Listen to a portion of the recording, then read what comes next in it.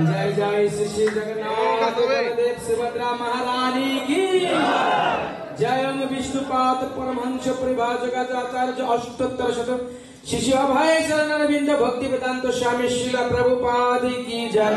ISKCON founder आचार्य BBT founder आचार्य जगत गुरु श्रील प्रभुपाद की जय। जय विष्णुपाद परमहंस परिभाजकाचार्य अष्टोत्तर शत श्री श्री सिंह पुरुष भक्ति सिद्धांत सरस्वती प्रभुपाद ठाकुर महाराज की जय। जय जय श्री गौर किशोरदास बाबा जी महाराज की जय। सच्चिदानंद भक्ति विनोद ठाकुर महाशय की जय। वैष्णव सार्वभौम श्री जगन्नाथ दास बाबा जी महाराज की जय। प्रेम से कहो श्री कृष्ण चैतन्य प्रभु नित्यानंद श्री अद्वैत गदाधर शिव श्री गौर भक्त वृंद की जय। जय श्री रूप सनातन भट्ट रघुनाथ श्री जीव गोपाल भट्ट दास रघुनाथ शर गोस्वामी पादगानी की जय। गुरु परंपरा की जय। गंगामय जमुनामय भक्ति रिजरणी तुलसी महारानी की जय। पंचतत्व गौर निताय भगवान की जय। सर्व विघ्न विनाशनकारी भगवान नृसिंह देव की जय। भक्त श्रेष्ठ श्रीमान प्रहलाद महाराज की जय। जगन्नाथ बलदेव सुभद्रा मैया की जय। राधा कृष्ण गोप गोपीनाथ श्याम कुंड राधा कुंड गिरिराज गोवर्धन की जय।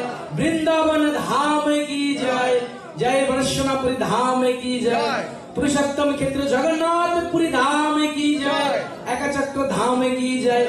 मायापुर नवद्वीप धाम की जय। मायापुर चंद्रदाय मंदिर की जय। आजकल श्री जगन्नाथ बलदेव सुभद्रा महारानी शरणार्थी कीर्तन की जय।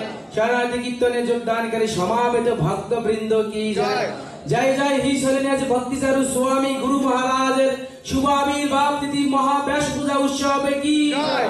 अनंत कोटि वैष्णव भक्त वृंद की जय। निताय निताय गौर सीतानाथ प्रेमानंदे। All glories to the assembled devotees, Hare Krishna. All glories to the assembled devotees, Hare Krishna. All glories, Guru and Gauranga. All glories to Srila Prabhupada ki jai. नमो ओम कृष्ण पदाय कृष्ण कृष्णाय भूतले श्रीमते भक्ति वेदांत स्वामी तेनामे नमस्ते सरस्वती देवी गौरवाणी पूजने निर्विशेष शून्यवादी पाश्चात्य जय श्री कृष्ण चैतन्य प्रभु नित्यानंद श्री अद्वैत गदाधर गौर भक्त हरे कृष्ण कृष्ण कृष्ण हरे हरे हरे राम राम राम